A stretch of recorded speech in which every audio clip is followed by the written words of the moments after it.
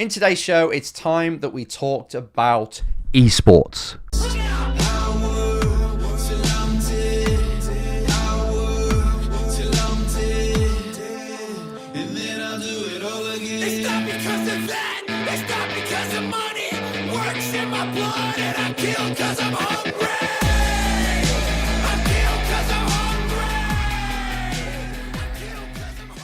Hi everyone, it's Enzo here. Welcome to another edition of the Race Driver Coach Show. I don't know what I was doing with the microphone then. I've messed it all up now by putting it close to my mouth.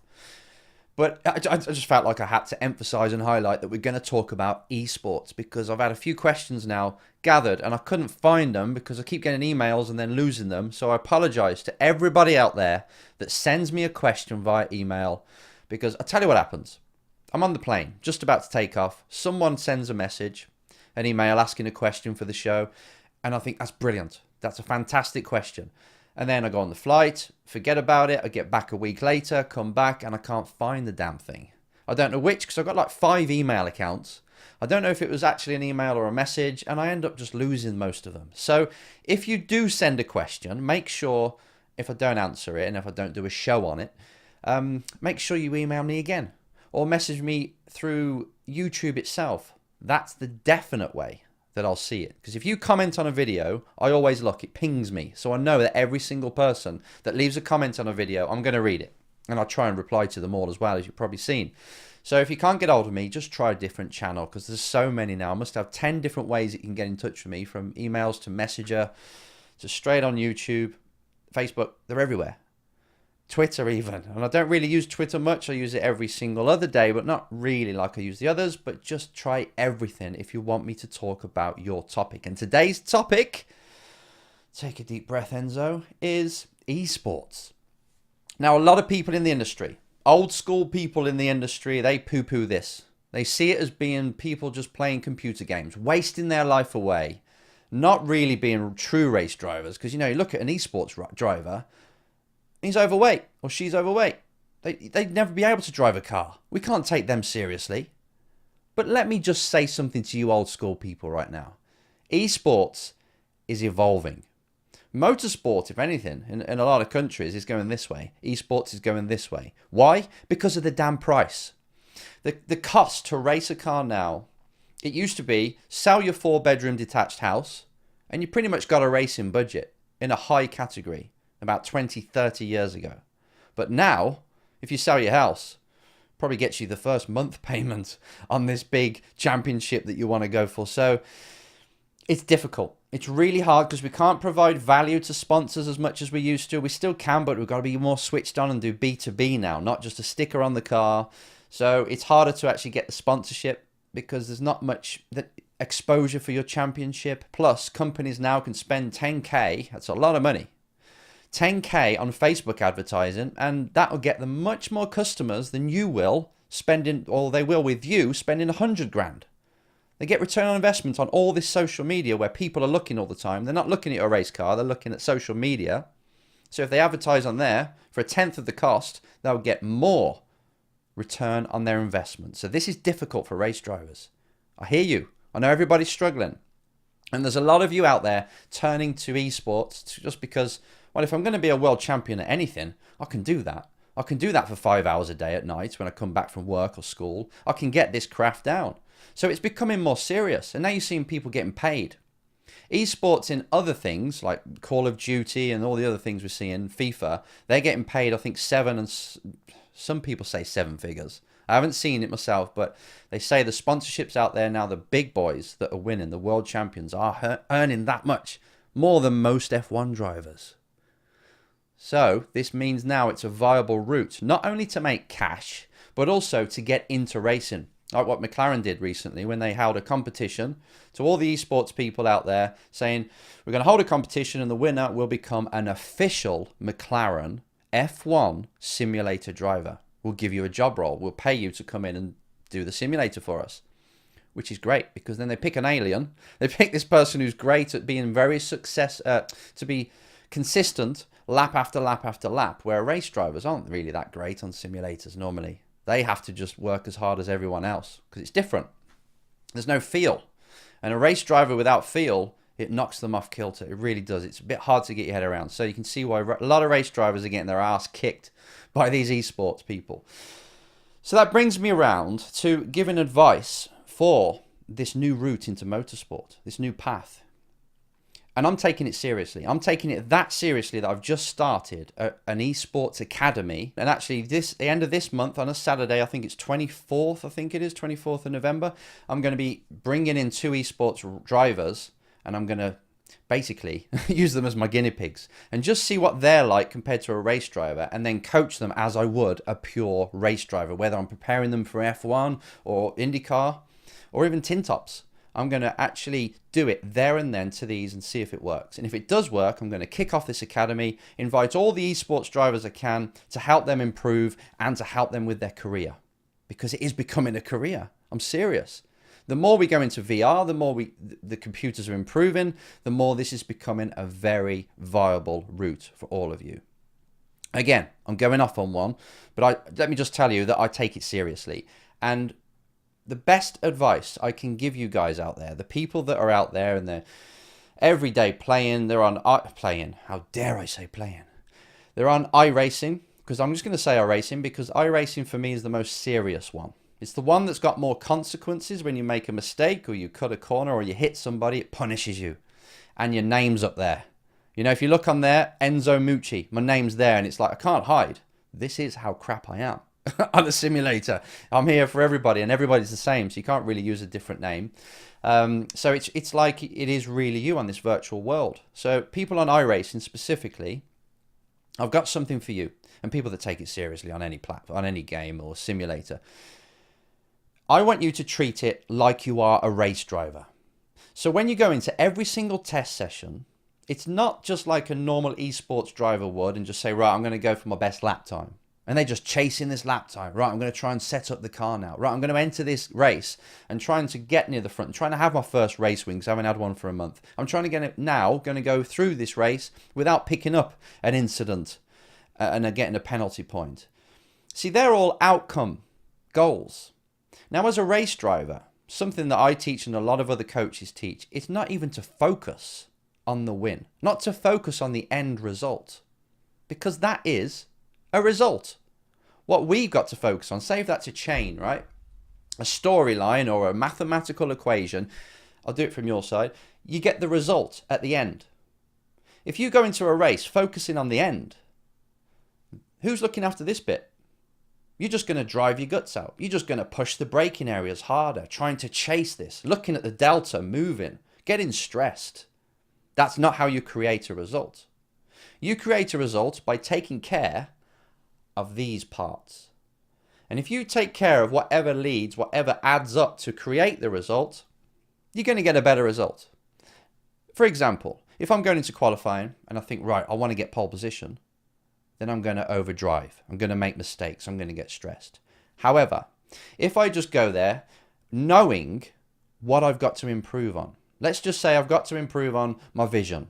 I've got to make sure that I stop looking at the apex all the way to it and then look up and guess where the power is. Instead, I'm going to look up a little bit earlier. That's all I'm going to do for this qualifying session. It's a technique change. And as an experiment, I'm going to, because that's here, right, at the beginning of the equation. It's just a process. I'm going to focus on the process of what's most important in this qualifying session. And if I do it right, my result is going to improve. And it makes me feel more resourceful. It makes me feel more focused on what's got to be done in order to get the result. I want you to do this. Whether it's a race, you know, you can say, right, I'm going to perfect my racing starts. So I'm going to enter this race just for that. And then give yourself a secondary goal. I'm going to be more consistent. I'm going to make sure that I execute on every corner one at a time and focus on that and not let myself go and get distracted on thinking, oh, there's someone in the mirror or my lap time's this. I'm just going to focus one corner at a time. That's my goal for this race that I'm going into. Again, it's a process goal. I want you to be process driven, not results orientated. Now you hear Senna and people like this saying, I've just got to win, I don't care about second and all this. We take that, we paraphrase it and just mean all we've got to care about is winning. Loser is the first, second is the first loser. And we just see it that way, but that makes us charge. we've got to be more methodical. If we want to do this correct, we've got to say, okay, the end goal is to be X position, whatever. But what person have I got to be in order to get that goal? What mental focus have I got to have? What are the key things that I must execute in order to get that? And that's all you think about. So if you go into your next practice session, you have a goal. You're not just going there to learn the track and get up to speed. You're going there to do things like see how fast you can get up to speed to your level. Always go with a goal. And if it's a mental one, that's fantastic, because that's pretty much more my area as well. If you know that you get stressed under races, so when people are behind you, when they're catching, you've got the screen on, so it shows you how far the car is behind, the relative, and you can see that each lap it's now 2.6 seconds behind. The next lap, 2.1 seconds behind. And you feel yourself getting angst and you start to make mistakes. Then I would suggest that you don't go into your next race thinking, oh, I'm going to do the best I can. Instead, you say, I'm going to combat that. I'm going to have the goal of remaining focused, concentrated, and confident no matter how close people are, no matter how quick, how much quicker they are than me. If they're catching, I'm still going to remain focused. I'm going to control my breathing, and throughout the whole race, I'm going to keep that. If you do that as you go into the next session or the next race, that again will allow you to perform at your current best. Because I don't want you to be afraid of, oh, I'm not good enough. I want you to be really comfortable with your current best. If somebody beats you, so what? Probably means they got a better setup, or they're just driving the corners a bit better. They got their head around it. All you got to do is learn how to do that. But if you concentrate on how I can improve myself mentally in the next time I'm going out, what would it be? What is my current weakness? Be really honest. Be so self-aware that you can tear yourself apart and say, right, I know, I hate to admit it, but I've got this and this and this that needs to improve. And if I do these 3 things, or even one thing, my results will be more consistent and better. And then I can gently get better over the next few months. Invest in that, because that's how a race driver approaches their season, approaches their racing. So if you are serious about being an esports driver, I think you've got to start to learn from race drivers. I think you've got to start to approach it like they do. That's why I started this academy that I'm doing now, because it's like I can see all these guys, they're not doing what the motorsport world have done for so long now. Half a century people have been racing and they've already got this down. So how about you doing it in esports? How about you bringing that level of professionalism to esports where all you do is focus on yourself? So tell you what, if you do this, you'll chip away and you'll be the most complete esports driver that you can be.